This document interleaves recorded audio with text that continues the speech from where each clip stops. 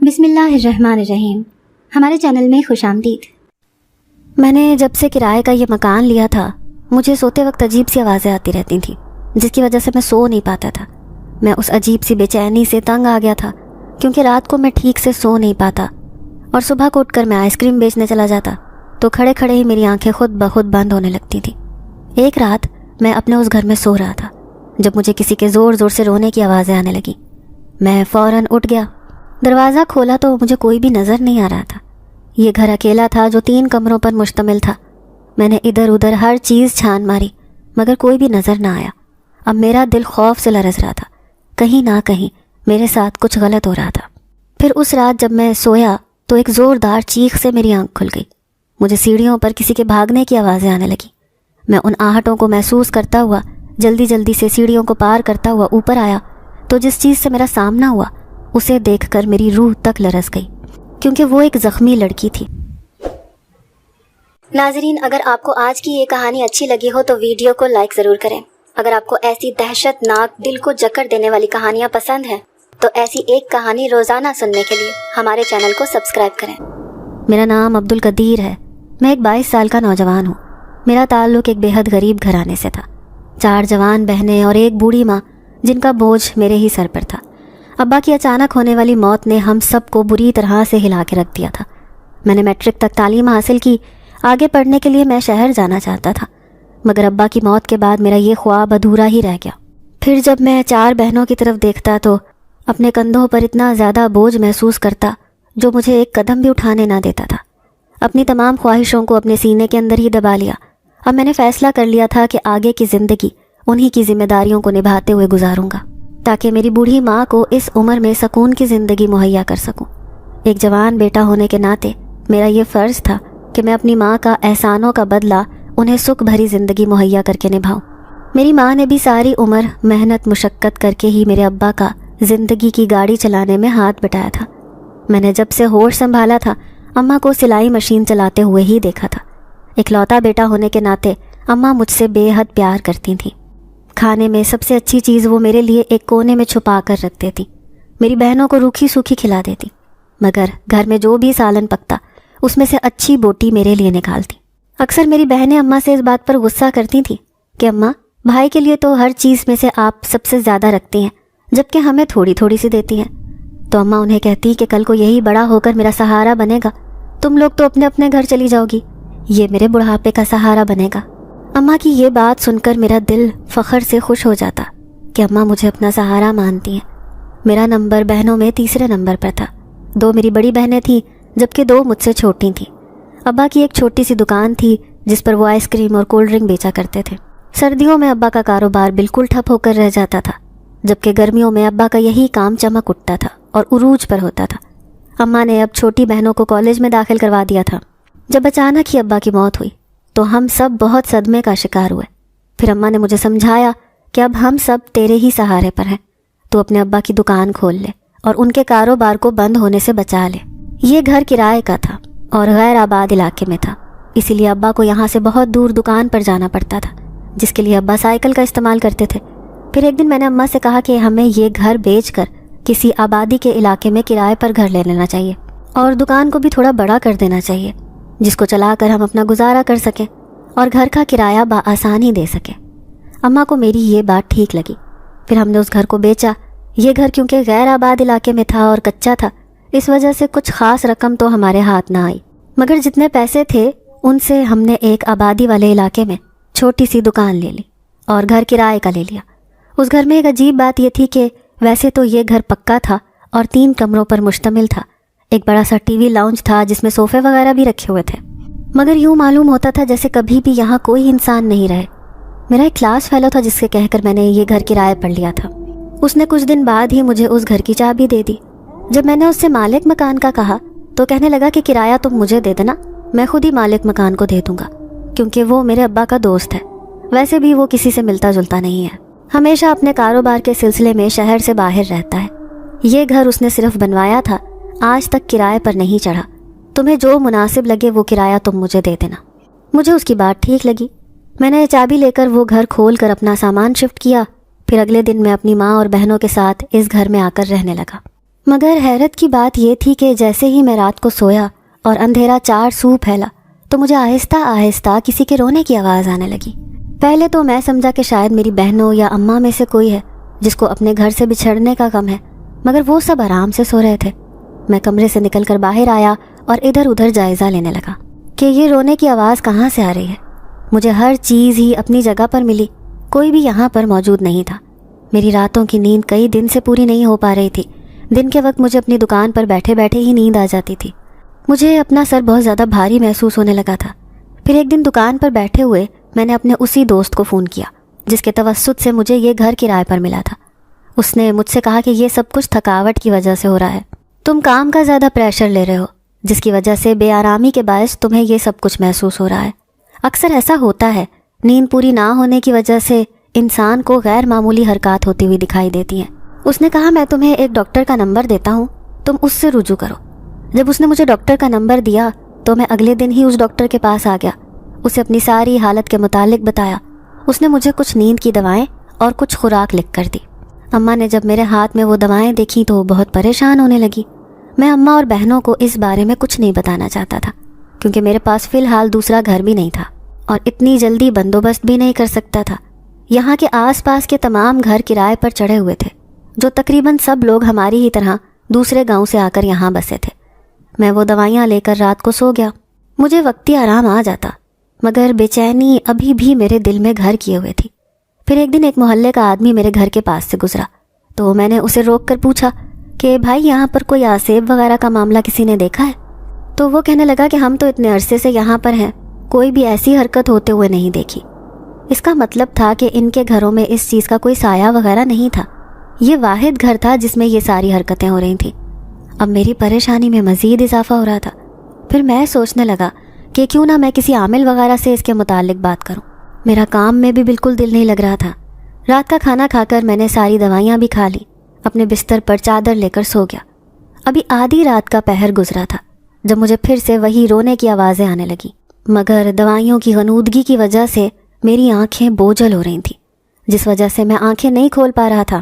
پھر نیند میں ہی مجھے ایسے محسوس ہوا جیسے کوئی لڑکی سفید لباس پہنے میرے سامنے کھڑی ہے اور بے حد رو رہی ہے۔ میں اس کے سامنے کھڑا ہوا ہوں مگر میں کچھ بھی نہیں کر پا رہا۔ میں اس سے پوچھ رہا ہوں کہ تم کون ہو، یہاں پر کیا کر رہی ہو؟ تو وہ مجھے بتا رہی ہے کہ میں اسی گھر کی چھت پر رہتی ہوں، یہی میرا ٹھکانہ ہے۔ میں بہت حیرانگی سے اس لڑکی کے چہرے کو دیکھ رہا ہوں۔ اس کا رنگ سرخ و سفید ہے جیسے کوئی جنت کی حور اتر آئی ہو۔ سفید لباس پہنے وہ لڑکی اس لباس سے بھی زیادہ سفید نظر آ رہی تھی۔ اس کی بڑی بڑی آنکھیں، لمبے کالے بال جو اس کی کمر پر بکھرے ہوئے تھے۔ اس نے اپنے ایک پاؤں میں پازیب پہن رکھی تھی جو بے حد چمک رہی تھی۔ جب میں صبح نیند سے اٹھ کر باہر آیا تو اماں اور میری بہنوں نے ناشتہ کر لیا تھا۔ تبھی اماں چھوٹی سے بولیں کہ جاؤ بھائی کے لیے چائے بنا دو۔ میں بھی آ کر اماں کے ساتھ بیٹھ گیا۔ تبھی اچانک سے اماں نے میرے سر پر ہاتھ رکھا، کہنے لگی کیا بات ہے عبدالقدیر، تمہاری آنکھیں اتنی لال کیوں ہو رہی ہیں؟ میں نے سرخ آنکھیں لیے ہوئے اماں کی طرف دیکھا تو اماں کی حیرت کی انتہا نہ رہی۔ اماں اب گڑبڑانے لگی، کہنے لگی تیری آنکھیں تو بے حد سرخ ہو رہی ہیں، کیا تو رات بھر نہیں سویا؟ وہ خواب دیکھنے کی وجہ سے میری آنکھیں اس قدر سرخ ہو چکی تھیں۔ میرا سر بھی بہت بھاری ہو رہا تھا مگر روزی روٹی کی خاطر مجھے دکان پر بھی جانا تھا۔ اماں کہنے لگیں کہ آج تو دکان سے چھٹی لے لے۔ میں اماں سے کہنے لگا کہ اماں اتنی ساری آئس کریم میں نے منگوا کر رکھی ہے، وہ خراب ہو جائے گی۔ اماں کہنے لگیں کہ اپنی صحت کا بھی ساتھ ساتھ خیال رکھو۔ میں اماں سے کہنے لگا کہ آج ڈاکٹر کی طرف جاؤں گا۔ میں اماں کو یوں ہی دلاسا دے کر بات کو ٹال گیا۔ چائے پی کر میں دکان کے لیے نکل آیا۔ میں دکان پر بیٹھا آتے جاتے لوگوں کو دیکھ رہا تھا، جن میں سے کچھ لوگ میری طرف آتے اور آئس کریم، جوس اور بوتل وغیرہ خریدتے۔ میں ان کی بات سن کر انہیں آئس کریم وغیرہ دے دیتا مگر میرے منہ سے ایک لفظ تک نہیں نکل رہا تھا۔ میں بار بار اس رات والے خواب کے بارے میں ہی سوچے جا رہا تھا۔ وہ لڑکی آخر کون تھی؟ رو کیوں رہی تھی؟ پھر میں نے سوچا کہ وہ اسی گھر کی چھت پر بیٹھی ہوئی تھی، بتا رہی تھی کہ میں یہاں پر رہتی ہوں، شام کو جب میں گھر جاؤں گا تو اس چھت کا جائزہ ضرور لوں گا، شاید یہ آوازیں بھی مجھے وہیں سے آتی ہیں، یقیناً وہاں پر کوئی اور ہی مخلوق آباد ہے۔ اس بات کا انکشاف تو مجھ پر ہو ہی چکا تھا کہ یہ کوئی انسانوں کی حرکت نہیں ہے، یہ یقیناً کوئی اور ہی معاملہ ہے، اور اب مجھے اس معاملے کی تہہ تک جانا تھا کہ آخر اس لڑکی کے ساتھ مسئلہ کیا پیش آیا ہے۔ سارا دن میرے دماغ پر یہی بات سوار رہی۔ پھر شام کو جب میں گھر آیا تو اوپر جانے کا تہیہ کر لیا لیکن دل خوف کے مارے کانپ رہا تھا۔ مجھے سمجھ نہیں آ رہی تھی کہ اگر میں اوپر جا کر دیکھوں گا اور وہ لڑکی وہاں پر موجود ہوئی تو پھر میں کیا کروں گا۔ یہ بات سوچ کر ہی مجھے خوف کے مارے پسینہ آ رہا تھا۔ لیکن اتنے دنوں کی جو بے چینی اور پریشانی میں نے برداشت کی تھی، مجھے اب کسی نہ کسی طریقے سے اس بات کا سراغ لگانا ہی تھا کہ آخر وہ لڑکی کون تھی اور بار بار مجھے خواب میں کیوں دکھائی دیتی ہے۔ میں کانپتے قدموں سے اوپر کی طرف بڑھنے لگا۔ اچانک پیچھے سے اماں نے آواز دے دی، بیٹا کیا بات ہے، اوپر اس وقت کیوں جا رہے ہو؟ اماں کی آواز ایک دم مجھے بہت تیز محسوس ہوئی۔ میں ڈر کر فوراً اچھل پڑا۔ اماں سے کہنے لگا، نہیں اماں، بس طبیعت ذرا گھبرا رہی ہے، اسی لیے چھت پر جا رہا ہوں، ابھی کچھ دیر میں آ جاؤں گا۔ اماں کہنے لگی، اتنے دنوں سے تمہاری طبیعت کچھ ٹھیک نہیں ہے، ابھی بھی تمہاری آنکھیں سرخ سی محسوس ہو رہی ہیں، لگتا ہے دوائیوں نے اثر نہیں کیا، تم اپنا ڈاکٹر بدل لو۔ اماں نے پریشانی کے مارے مجھے کہا تو میں سر ہلاتا ہوا اوپر آ گیا، تاہم ہر سیڑھی کے ساتھ میرا دل کانپ جاتا۔ اوپر آنے کے بعد چھت کا دروازہ کھولا تو وہ ایک زوردار چڑچڑاہٹ کے ساتھ کھلتا چلا گیا۔ سارا دروازہ زنگ آلود تھا، اسی لیے اس چڑچڑاہٹ کی آواز اس وقت بہت بری طرح محسوس ہوئی۔ میں چند لمحے تو وہیں کھڑا رہا، سمجھ نہیں آ رہی تھی کہ یہ دروازہ پار کروں یا نہیں۔ مجھے ایسے لگ رہا تھا جیسے ہی دروازہ پار کروں گا میں کسی اور دنیا میں چلا جاؤں گا، لیکن یہ صرف میرا وہم تھا۔ میں نے دل ہی دل میں قرآنی آیات کا ورد کیا اور گہرا سانس بھرتا ہوا دروازہ پار کر کے چھت پر آ گیا۔ چھت بھی کافی کھلی تھی اور اس وقت ہلکی ہلکی ہوا محسوس ہو رہی تھی۔ میں چند قدم آگے بڑھا تو مجھے چھت کی منڈیر کے ساتھ سفید لباس میں لگی ہوئی لڑکی نظر آئی۔ اس کے لمبے بال اس کی پشت پر پھیلے ہوئے تھے اور اس کا چہرہ منڈیر سے نیچے کی طرف جھانک رہا تھا۔ خوف کے مارے میرا دل اچھل کر حلق میں آ گیا۔ میں اپنی جگہ پر کھڑے کا کھڑا رہ گیا۔ میں اسے پکارنا چاہتا تھا، اس سے پوچھنا چاہتا تھا کہ وہ کون ہے، لیکن ہمت نہیں ہو رہی تھی۔ سوچا یہاں سے واپس چلا جاتا ہوں۔ ابھی قدم بڑھایا ہی تھا کہ ایک دم وہ لڑکی مڑی، میری طرف بڑھ کر کہنے لگی، تم ایسے کیسے نیچے جا سکتے ہو؟ اس کے اس طرح کہنے پر میرے منہ سے ایک ہلکی سی چیخ برآمد ہو گئی، تاہم میں نے خود پر قابو پایا اور اسے کہنے لگا کہ میں بس تمہیں دیکھنے آیا تھا، تم یہاں پر کیا کر رہی ہو؟ میں نے خوف کے مارے تھوک نگلتے ہوئے اسے کہا تو وہ بڑے عجیب انداز میں مسکرائی، کہنے لگی، میں تو یہیں چھت پر ہوتی ہوں، اب یہ چھت ہی میرا نصیب لکھتی گئی ہے۔ اس کے اس انداز پر میں خود بھی جیسے پریشان سا ہو گیا۔ کہنے لگا، آخر تم اس چھت پر کیوں ہو؟ کون ہو تم اور کیوں مجھے تنگ کر رہی ہو؟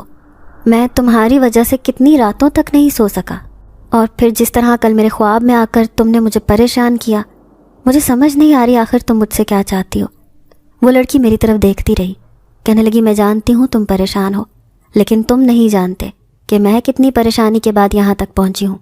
تم کچھ بھی نہیں جانتے، تم بھی ایک مرد ہو، باقی مردوں کی طرح ظالم اور بے حس ہو۔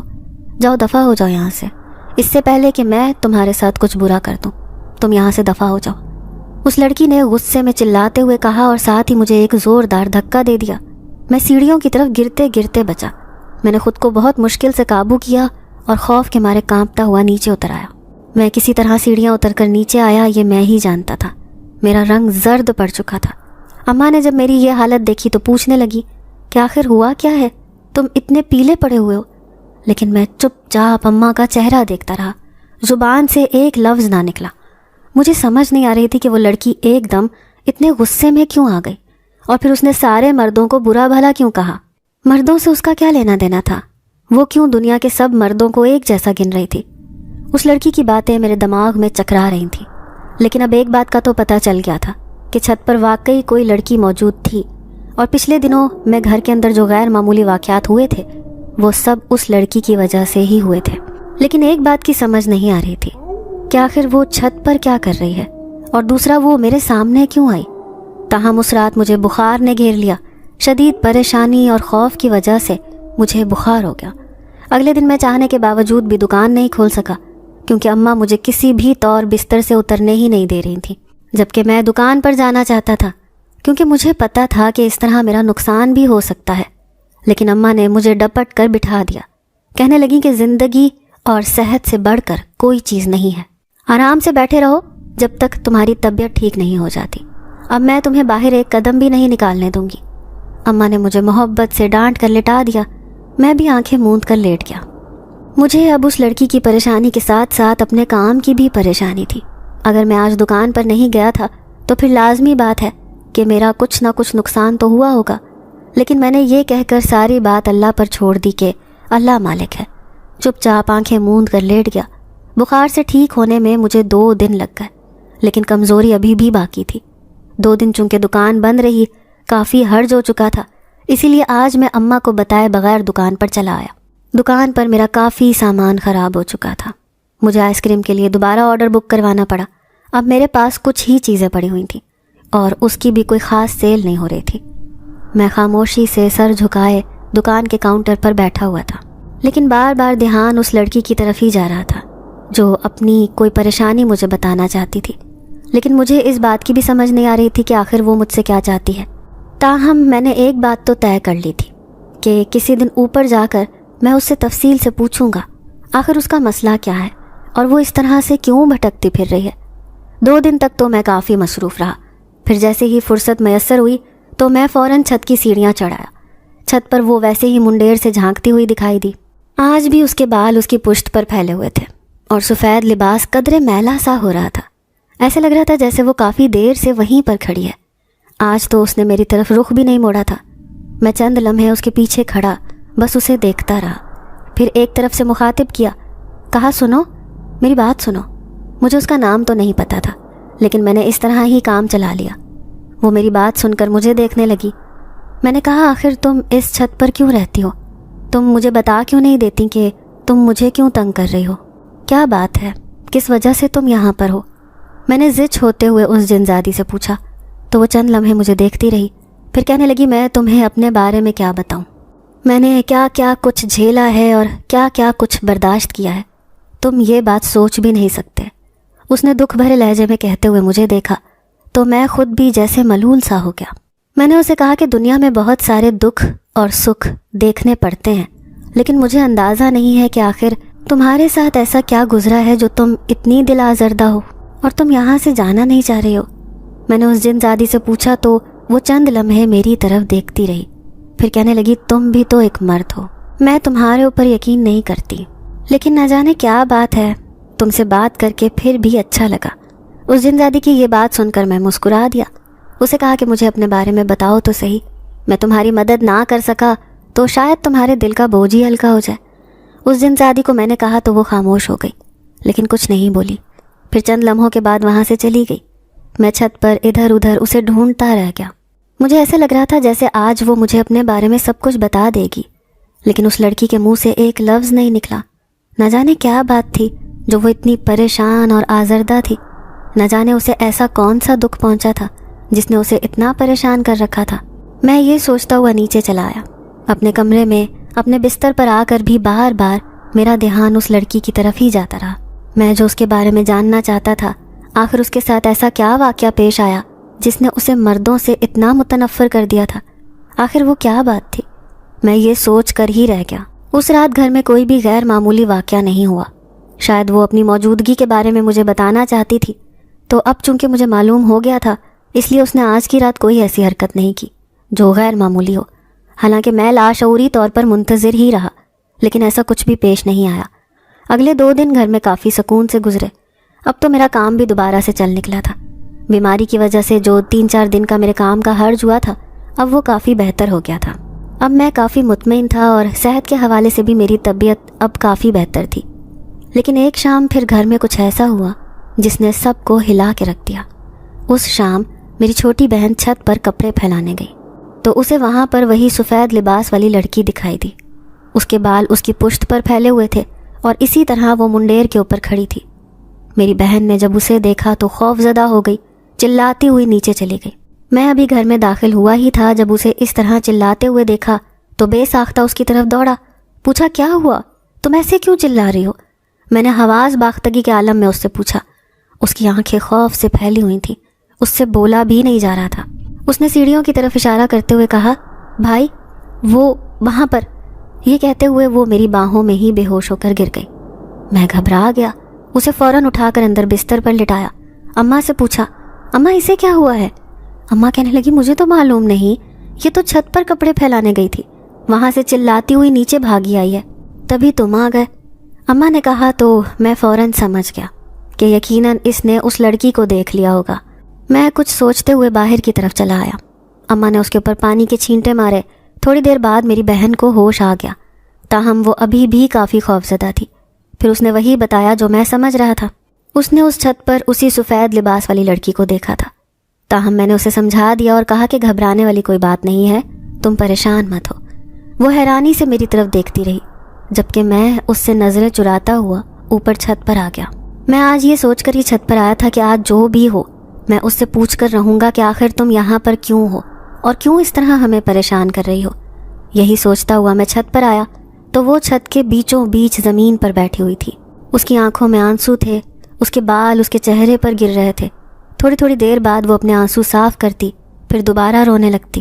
میں بھی اس سے تھوڑے فاصلے پر اس کے قریب ہی بیٹھ گیا۔ اسے کہا کہ دیکھو، اگر ایک مرد ہوں میں تو ایک انسان بھی ہوں۔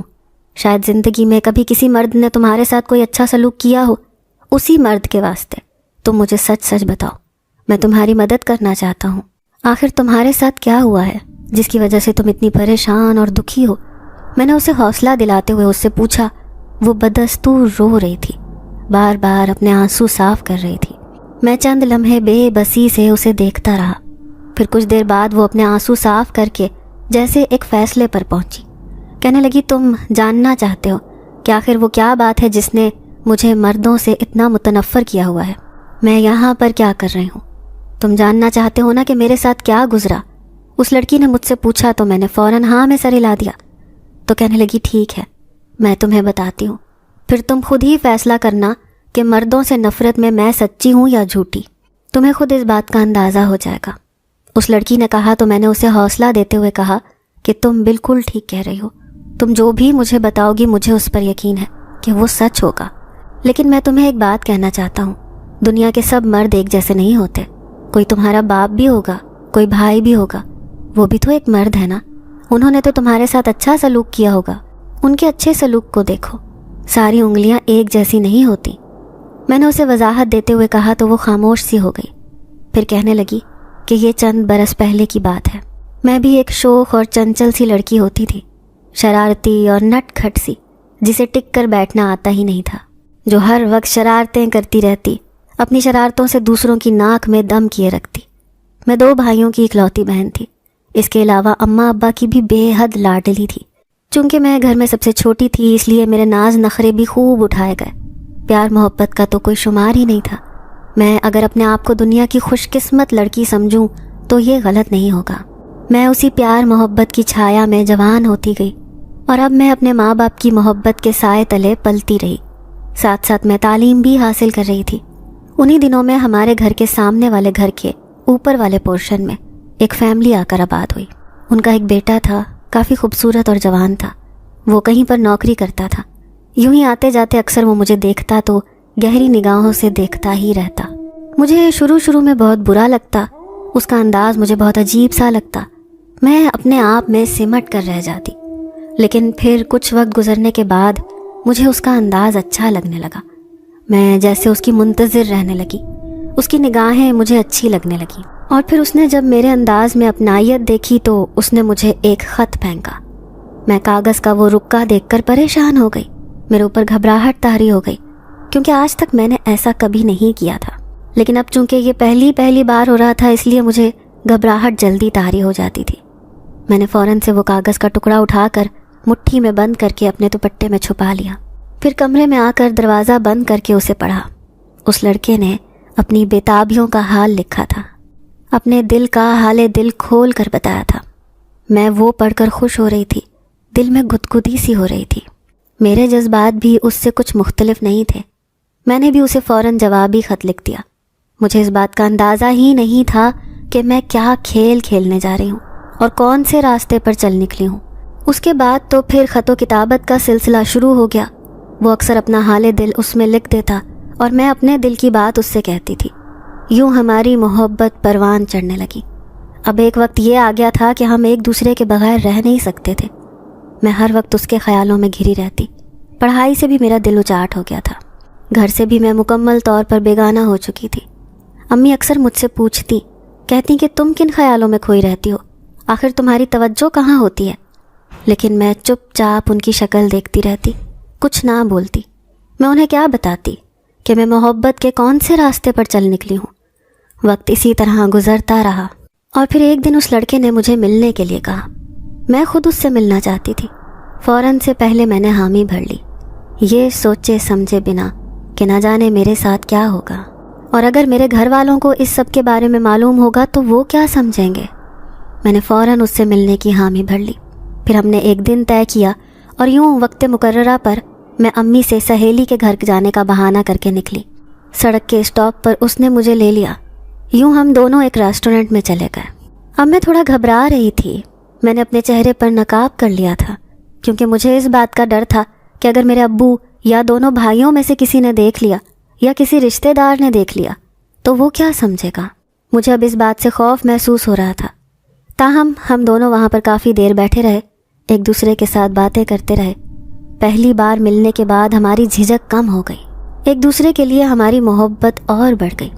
اب تو ایسے لگتا تھا جیسے ایک پل بھی ایک دوسرے کے بنا گزارا ممکن نہیں ہے۔ یہی وجہ تھی کہ ابھی ایک ہفتہ ہی گزرا تھا کہ اس نے مجھے پھر ملنے کے لیے بلایا۔ میں تو خود اس سے ملنا چاہتی تھی، اس سے آمنے سامنے بیٹھ کر باتیں کرنا چاہتی تھی۔ یہی وجہ تھی کہ میں نے پھر سے گھر سے بہانہ کیا، اس کے ساتھ نکل آئی۔ اب کی بار ہم کسی اور ہوٹل میں چلے گئے۔ وہاں پر ہم 2 گھنٹے ایک دوسرے کے ساتھ بیٹھ کر باتیں کرتے رہے۔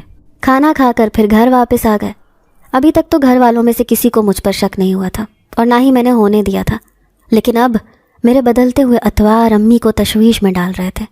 ان کا کہنا تھا کہ تمہیں کچھ ہو گیا ہے، کیوں تم بار بار چھت پر جاتی ہو، کیوں تم بار بار دروازے میں جھانکتی ہو، آخر کیا وجہ ہے؟ جبکہ میں نے اپنی امی سے کہا کہ یہ آپ کا وہم ہے، ایسا کچھ بھی نہیں ہے، لیکن امی نے یہ بات نہیں سمجھی۔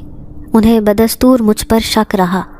2 بار ملنے کے بعد اب تو میری جھجک بالکل ختم ہو چکی تھی اور اب مجھے باہر جانے کا کوئی ڈر نہیں رہا تھا۔ اس لیے جیسے ہی اس نے مجھے اگلی بار ملنے کے لیے بلایا تو میں پھر سے تیار ہو گئی۔ امی کے ساتھ سہیلی کے ساتھ بازار جانے کا کہہ کر میں گھر سے نکل آئی۔ میں جیسے ہی اسٹاپ پر آئی تو وہ پہلے سے ہی موجود تھا۔ مجھے اس نے اپنی موٹر سائیکل پر بٹھایا اور ساتھ لے کر چل پڑا، لیکن آج راستہ کچھ اور تھا۔ میں نے اس سے پوچھا کہ ہم کہاں جا رہے ہیں۔ اس کا کہنا تھا کہ ہوٹل میں مجھے ڈر لگا رہتا ہے کہ کوئی تمہیں دیکھ نہ لے۔ میں نہیں چاہتا کہ تمہاری عزت پر کوئی حرف آئے اور اس طرح تمہیں دیکھ کر لوگ باتیں بنائیں، اس لیے آج میں تمہیں اپنے ایک دوست کے گھر لے کر جا رہا ہوں۔ اس کا گھر خالی ہے، ابھی اس نے کرائے پر نہیں دیا ہوا، اس لیے ہم کچھ وقت وہاں پر بیٹھیں گے، پھر میں تمہیں واپس لے آؤں گا۔ میں اس پر اندھا یقین کرتی تھی، اسی لیے اس کے ساتھ چلی گئی۔ میں نے بالکل بھی نہیں سوچا کہ وہ گھر تو خالی ہوگا، وہاں پر کوئی نہیں ہوگا۔ میں اس کے اوپر اعتبار کر کے اس کے ساتھ چلی آئی، لیکن مجھے اندازہ نہیں تھا کہ میرا یہ اعتبار غلط ثابت ہوگا۔ اس گھر میں داخل ہوتے ہی مجھے اس بات کا احساس ہو گیا تھا کہ وہ گھر خالی ہے، اور یہاں پر مجھے ایک دم سے گھبراہٹ ہونے لگی۔ میں ابھی 10 منٹ ہی بیٹھی تھی کہ میں نے اسے کہا کہ مجھے واپس چھوڑا، مجھے گھبراہٹ ہو رہی ہے۔ وہ کہنے لگا کہ اب اتنی دیر بعد تو اس طرح ملنے کا موقع ملا ہے، تم کیوں گھبرا رہی ہو؟ کیا تمہیں مجھ پر اعتبار نہیں ہے؟ یہ کہتے ہوئے اس نے ایک دم میرا ہاتھ تھام لیا۔ میں تھوڑا سا گھبرائی، لیکن چونکہ مجھے اس پر اعتبار تھا اس لیے میں نے اپنا سر ہلا دیا اور کہا کہ مجھے تم پر اعتبار ہے، لیکن مجھے ویسے ہی یہاں پر گھبراہٹ ہو رہی ہے، اس لیے واپس چلنے کا کہہ رہی ہوں۔ میں نے اپنے ہونٹوں پر زبان پھیرتے ہوئے اسے کہا۔ اتنی دیر میں وہ میرے تھوڑا اور قریب ہو گیا، پھر اس نے میرے ساتھ ایک شوخ جسارت کی۔ میں سٹ پٹا گئی، گھبرا کر اس سے پیچھے ہٹی، لیکن یہ تو صرف ابتدا تھی۔ اس کے بعد وہ کھیل شروع ہو گیا جو ایک عورت کو کہیں کا نہیں چھوڑتا۔ تب تک مجھے اس بات کا اندازہ نہیں تھا، اور جب اندازہ ہوا تب تک بہت دیر ہو چکی تھی۔ میرے ساتھ غلط کرنے کے بعد بھی وہ مجھ سے بہت شرمندہ ہوا، کہنے لگا جذبات میں آ کر وہ بہک گیا تھا، آئندہ ایسا نہیں ہوگا۔ وہ مجھ سے محبت کرتا ہے، کبھی مجھے اکیلا نہیں چھوڑے گا، لیکن نہ جانے کیوں میرے دل پر ایک ٹھنڈی برف سی طاری ہو گئی تھی۔ اس کے الفاظ میرے اوپر کوئی اثر نہیں کر رہے تھے۔ میں نے اسے سختی سے کہا کہ مجھے گھر چھوڑ کر آؤ۔ وہ بھی فوراً اٹھ گیا۔ میں گھر آ گئی۔ اس کے بعد سے میرا پچھتاوا شروع ہو گیا۔ مجھے رہ رہ کر یہ خیال آ رہا تھا کہ جو کچھ بھی ہوا ہے وہ غلط تھا، مجھے ایسا نہیں کرنا چاہیے تھا۔ مجھے ایک اجنبی پر اتنا اعتبار کر کے اس کے ساتھ کسی خالی گھر میں نہیں جانا چاہیے تھا، لیکن یہ وقت دوبارہ میرے ہاتھ نہیں آیا، اور اس کے کچھ دن بعد تک ہمارا کوئی رابطہ نہیں رہا۔ میں اس سے ناراض تھی، اپنی ناراضگی اس کے اوپر ظاہر کرنا چاہتی تھی۔ یہی وجہ تھی کہ میں نے اسے کوئی خط نہیں لکھا۔ کچھ دن کے انتظار کے بعد اس نے دوبارہ مجھے خط لکھا۔ اپنی غلطی کی معافی مانگتے ہوئے اس نے کہا کہ وہ دوبارہ ایسی کوئی حرکت نہیں کرے گا، اور اگر میں چاہوں تو وہ اپنے ماں باپ کو میرے گھر رشتہ لینے کے لیے بھیج دیتا ہے۔ اس کی یہ بات سن کر میں کھل اٹھی، میں نے فوراً حامی بھر لی، لیکن انہی دنوں میں مجھے پتہ چلا کہ میں ماں بننے والی ہوں۔ یہ جان کر میرے پیروں تلے سے زمین سرک گئی تھی۔ میں اب اس سے دوبارہ ملنا چاہتی تھی، جلد از جلد شادی کے لیے کہنا چاہتی تھی۔ ابھی تک میں نے گھر والوں کو اس بارے میں نہیں بتایا تھا، لیکن میری خراب ہوتی حالت امی کو شک میں مبتلا کر رہی تھی، اور پھر میں نے اس سے ملنے کا ایک دن فائنل کیا۔ ہم دوبارہ اسی گھر میں چلے آئے۔ جب میں نے اسے اپنی ماں بننے کے بارے میں بتایا تو وہ بے حد حیران ہوا اور جیسے سٹپٹا سا گیا۔ کہنے لگا یہ کیسے ممکن ہے، تم نے مجھے پہلے کیوں نہیں بتایا؟ جبکہ میں اس پر برس پڑی۔ کہنے لگی یہ سب تمہارا کیا دھرا ہے، اب تم ہی مجھے عزت اور تحفظ دو گے۔ اپنے ماں باپ کو میرے گھر بھیجو، مجھے عزت سے رخصت کروا کر لے کر جاؤ۔ لیکن میری بات سن کر وہ کہنے لگا کہ یہ اتنی آسانی سے اور اتنی جلدی ممکن نہیں ہے، میں ابھی اپنے ماں باپ کو نہیں بھیج سکتا، ابھی مجھے اپنا کریئر بنانا ہے، سیٹ ہونا ہے۔ تم میرے گلے میں بچے کا توق ڈالنا چاہتی ہو۔ الغرض اس نے اتنی باتیں کی، مجھے اندازہ ہو گیا کہ اب وہ مجھے اپنانے کے لیے تیار نہیں ہے۔ میں صدمے کی حالت میں وہیں بیٹھی رہ گئی۔